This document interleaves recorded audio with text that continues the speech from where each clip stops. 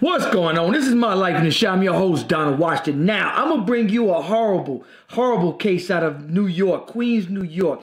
This young, beautiful girl is going to be beaten to death.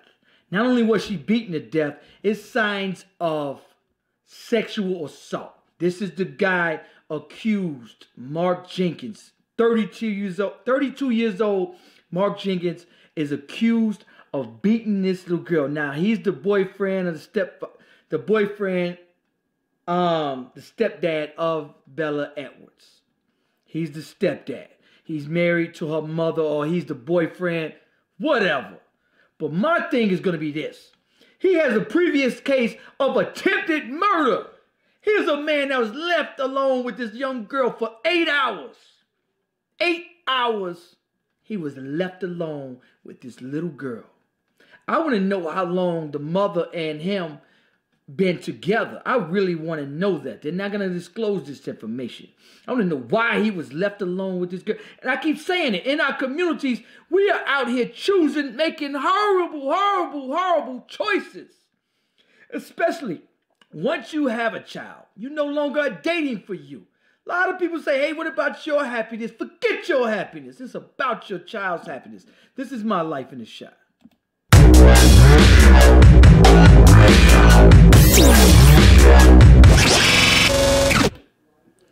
Now, I'm going to bring you some more horrible news. Guess how the father finds out? On Facebook. The mother didn't even have enough sense to call the father. Yo, your daughter's dead. My man found out from Facebook. I keep saying this story. I go to court. I was going to court with one of my homeboys that was going on the court. And the judge, every man that walked up there, 200-300 men, it was so crowded, you had to sit out in the hallway. Everybody that walked up there. Judge, I just want to see my daughter. Nope. Judge, it's been 3 months. I just want to see my daughter. Nope. Judge, I just want to see my son. Nope. This is the horrible injustice this court system has created. Now the real fathers can't even see their child. How long do you think this been going on? Now, this little girl has been sexually assaulted and beaten, and it was bruising all over her body, and this had to be going on. How many of you guys believe this is the first time? Not at all. This had to be going on. It's a good chance this been going on for some time. And this is the brutal result of this. I'm going to bring you guys the story. Check it out. New developments now about the 3-year-old girl murdered in Queens. Her stepfather is now facing charges as family and friends mourn the heartbreaking loss. CBS 2's Valerie Castro live now in Kew Gardens with more for us. Valerie? Christine, Mark Jenkins will face a judge for the first time within the next 24 hours here at the Queens Criminal Courthouse, and there is a possibility that more charges could be in the works. 32-year-old Mark Jenkins avoided looking at the cameras and said nothing as he was led away in an orange jumpsuit from the 107th Police Precinct. He's now accused of murdering and assaulting his 3-year-old stepdaughter, Bella Edwards. Bella was a beautiful soul, vibrant. That's how everybody remember her. That's how y'all gonna remember her. We're gonna make sure that y'all remember her. We're gonna remember her. We're gonna get justice. Know that. Jenkins called 911 around 6 o'clock Monday night. Police say he had been alone with the child for about 8 hours. Officers arrived to find Jenkins performing CPR, but Bella was unresponsive. She was pronounced dead at the hospital. The medical examiner says she died of blunt force trauma to her abdomen. Today, her mother, Shamika Gonzalez, posted on Facebook, "Bella, I'm so sorry I wasn't there to protect you. This feels like a bad dream I can't wake up from." Neighbors say it's hard to believe the little girl is gone. Shocking, very shocking. It looked like a little girl that was always well taken care of and dressed nicely. The Administration for Children's Services says the family has no history with ACS. Sources say Bella had extensive bruising on her body, and there were also signs she was sexually abused. The Queens County District Attorney says if Jenkins is convicted, he faces up to 25 years to life in prison. It's sad. Like, no child should have to go through something like that. That's crazy that it's so close to home. Sources tell us those allegations of sexual assault are still under investigation, but Jenkins was taken to a hospital earlier today, so DNA evidence could be gathered. Reporting live in Kew Gardens, Queens, Valerie Castro, CBS 2 News. Valerie, thank you.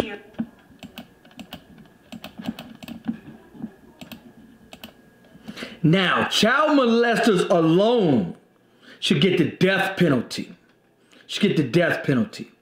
Now, he's accused of murder and possibly sexual assault. And he's only facing 25 years? Are you kidding me? 25 years, he's 32. He's probably get out at 67. How? How is that? Oh, 57. 32 plus 25. That's crazy. That's crazy that he could possibly see daylight while he's living. Insane this justice system is. When dope dealers are getting life without parole. In fact, Trump wants death penalty for them. This is it. This is a hard. I'm gonna show you guys the father of this. This is the real father that allegedly found out on Facebook. We'll bring you guys that story too. Check it out. This is him right here. They say a father of slain toddler found out about murder on Facebook. The biological father of 3-year-old Queens girl allegedly killed by her ex-convict stepdad found out about his daughter's death on Facebook. He told the Post Wednesday.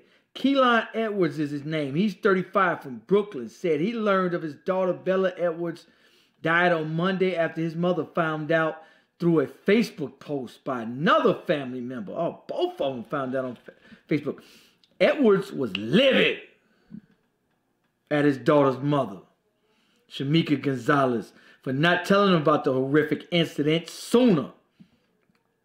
I didn't hear anything from Gonzalez until 7 a.m. today, Edwards said. Nobody told me anything when she reached out. She told me she was sorry. He ripped Gonzalez for posting on Facebook about Bella's death instead of notifying him. You can't take a few moments to tell me? The dad said with tears in his eyes.